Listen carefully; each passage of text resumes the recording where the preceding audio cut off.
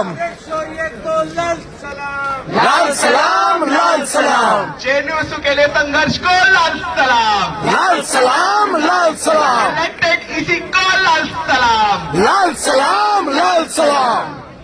Thank you comrade.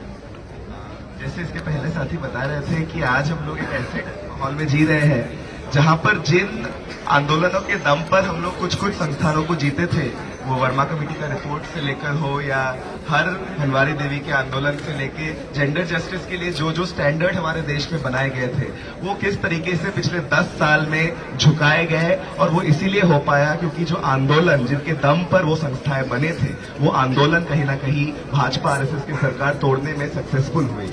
लेकिन आज हम लोग जेएनयू की जब बात कर रहे हैं और जेएनयू को 4 साल बाद हम लोग जीतकर इस कैंपस में लाने वाले हैं वापस, उस समय हम देख रहे हैं कि जो संस्थान हम लोग हमारे कैंपस के ही तमाम संघर्षों से जो संस्थानें बने थे, जो इलेक्शन कमीशन का जो संस्थान था, जो जीबीएम का जो एक प्रक्रिया है, जो ईसी बनाने का प्रक्रिया, नॉमिनेशन करवाने का और स्टूडेंट लेड जेएनयू का प्रक्रिया है, इसको फिर से एक नई ऊर्जा इस कैंपस में आज मिल रही है। और तमाम छात्र हजारों की संख्या में यूजीबीएम में आ रहे हैं। इलेक्शन कमीशन किस तरीके से बनाया जाएगा उसको खुद तय कर रहे हैं और जो इलेक्शन कमीशन में जो सदस्य जाएंगे उनको नियुक्त कर रहे हैं। तमाम उसको रोकने की कोशिशों के बावजूद हमारे आज जो एसएल का जो हॉल है, एसएल 2 का जो पार्किंग लॉट है जहां पर जीबीएम करवाया जा रहा है, कल रात अगर जो भी वहां पे मौजूद थे सबको याद था कि उस बंद कमरे में जिस तरीके से तापमान बढ़ता जा रहा था और जिस तरीके से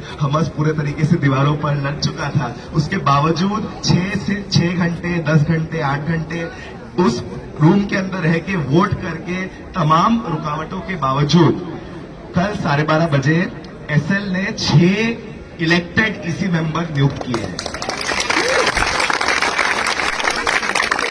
जैसे ही स्कूल ऑफ लैंग्वेज का जीबीएम कल खत्म हुआ और सब साथी निकल रहे थे, हम निकल ही चुके थे जब हम लोग को ये खबर मिली कि कॉमरेड दानिश जेएनयू के पूर्व ज्वाइंट सेक्रेटरी जिन्होंने इलेक्शन कमीशन की नियुक्ति की प्रक्रिया को सुपरवाइज किया, उनको घेर कर रखा गया है, उनको एक कोने में टेबल के पीछे धकेल कर रखा गया है। तो हम लोग तुरंत वहां पर पहुंचे। वहां पर पहुंच के हम लोग देखते हैं कि किस तरीके से उनको लगातार धमकाया जा रहा है, खुले तरीके से बोला जा रहा है कि आपके ऊपर हमारा भरोसा नहीं है, और चिन्हित किया जा रहा है क्यों भरोसा नहीं है, किस कम्युनिटी से वो आते हैं और किस कम्युनिटी से वो आते हैं जो उनको भेजते हैं। तुरंत पुलिस को बुलाया जाता है क्योंकि जेएनयू की कैंपस की सिक्योरिटी नाकामयाब रहती है इसको रोकने पे। और जैसे ही हम लोग वेट कर रहे होते हैं कि पुलिस पहुंचेगी, उसके बीच में ही एक बाइक पर एबीवीपी के कुछ और कार्यकर्ता पहुंचते हैं। हम चिन्हित करते हैं 6-7 उन लोगों को जिन्होंने कल आतंक फैलाया। उनमें से कुछ का नाम सब लोग जानते हैं। हम वापस उनका नाम यहाँ पे दोहराएंगे नहीं क्योंकि वो भी चाहते हैं कि थोड़ा उनका नाम चमक जाए, शायद हो सकता है इसके बाद वो प्रोफेसर बन जाए कहीं पे। लेकिन जो पुलिस का जो कंप्लेंट गया है जिसकी वजह से इंस्पेक्टिंग ऑफिसर उनको बुलाएंगे थाने पे, उसको उनका नाम जरूर रहेगा। और आने वाले दिनों में हम चाहेंगे कि जेएनयू के कैंपस के अंदर हर ऐसे गुंडे का नाम को दीवार पे उनके फोटो और नाम और क्या उनका सीवी रहा है पूरा टंगा जाए, क्योंकि हमें जरूरत है इनको आइसोलेट करने की। अगर कोई कन्हैया कुमार नाम का कोई एबीवीपी का स्कूल ऑफ लैंग्वेज का जो अध्यक्ष है, वो अगर वीडियो पे देख सकते हैं कैसे लाठी लेके स्टूडेंट के पीछे भाग रहे हैं, कोई और अपने हाथ का कड़ा को निकाल के उससे लोगों का सर फोड़ने का कोशिश कर रहे हैं, कोई और जो स्टूडेंट भी यहाँ पे नहीं है रवि, वो क्योंकि अखिल भारतीय विद्यार्थी परिषद का 2 रुपए का पर्चा उसने काटता है इसीलिए वो आके एसएल के जीबीएम में भाग ले सकता है। ऐसे हर लंपट को इस कैंपस में आइसोलेट किया जाए, क्योंकि अगर कुछ दिन पहले आपको याद होगा, वो ऐसे लोग जो सीएचएस में ब्रह्मेश्वर मुखिया जिंदाबाद और रणवीर सेना जिंदाबाद का नारे लगा रहे थे, उसको तुरंत सीएचएस के छात्र समुदाय ने उतर के आइसोलेट किया। उन्होंने बोला कि we are CHS, we are JNU, हम उमर और शर्जील के सीएचएस हैं और हम इन लंपटों को चिन्हित करते हैं जिसके खिलाफ ये कैंपस लड़ता रहा है। और उसी तरीके से आने वाले दिनों में हम चाहेंगे कि स्कूल ऑफ लैंग्वेज भी ये तय कर ले कि वो किस तरीके का कैंपस हम आगे बना के रखना चाहते हैं। क्या ये लंपटों का कैंपस होगा जो बार बार लाए जाते हैं प्रशासन की बोली बोलने के लिए, या हमारे संघर्षों का कैंपस होगा। क्योंकि जो बोली आरएसएस बीजेपी बोलते आई है और जो बोली एबीवीपी बोलती है, वो और प्रशासन के बोली में कोई फर्क नहीं है। एबीवीपी ने लगातार बोला है कि वो जेएनयू बनाने की प्रक्रिया पे उनका भरोसा नहीं है। जो जेएनयू डीन ऑफ स्टूडेंट है, वाइस चांसलर है, वो भी लगातार बोले हैं कि वो पूर्व जेएनयू को नहीं मानते हैं। जो भी जेएनयू स्टूडेंट यूनियन के लिए लड़ा है, उनके ऊपर रस्टिकेशन के ऑर्डर आए हैं, आउट ऑफ बाउंड किया गया है। हाल ही में कॉमरेड स्वाति और कॉमरेड नाजिर को कोर्ट से रिलीफ मिला है।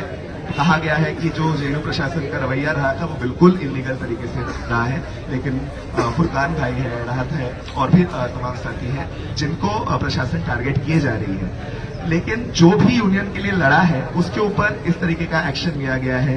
यूनिवर्सिटी स्ट्राइक कुछ साथियों को याद होगा अक्टूबर 23 में हुआ था, उसके लिए साथियों के ऊपर पेनल्टी लगाया गया है, 5-5 हजार का जुर्माना लगाया गया है। प्रियम यहाँ पर है, अभिषेक यहाँ पर है, अपेक्षा है, सभी के ऊपर, मेरे ऊपर भी फाइन लगाया गया था।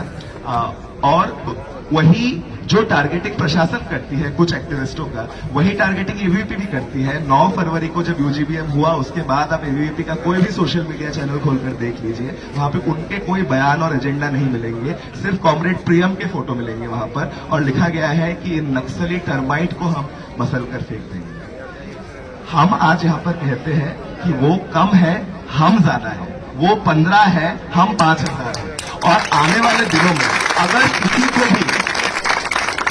किसी को भी ये गलतफहमी होती है कि कुछ डंडों से, कुछ प्रोक्टोरियल इंक्वायरी से, कुछ फाइन से वो इस कैंपस के आंदोलन को रोक सकती है, तो वो उस गलतफहमी को बिल्कुल दूर कर दे। क्योंकि जेएनयू हमेशा नाम रहा है आंदोलन का, चाहे वो किसान आज शंभू बॉर्डर पे लड़ रहे हो और उनके ऊपर आंसू गैस बरसाए जा रहे हैं। जेएनयू उस ट्रैक्टर के तरह है जो उन सीमेंट के जो ब्लॉक डाले गए हैं उनको तोड़ के आगे बढ़ रहे हैं। जेएनयू रहा है उस नदी के तरह जो हसदेव में सदियों से बहती आई है और जिसके बहने को कोई अडानी के कोयले की खदान नहीं रोक सकते हैं। वो उन आदिवासियों के गीत में है जो अडानी के जेसीबी के ऊपर चढ़ के इन कोयले खदानों को रोक रहे हैं। जेएनयू उस फिलिस्तीन, साथी बोल रही थी कि किस तरीके से हमारे सरकार ने फिलिस्तीन की जनता के साथ धोखाधड़ी की है। हमारे जो इतिहास रहा है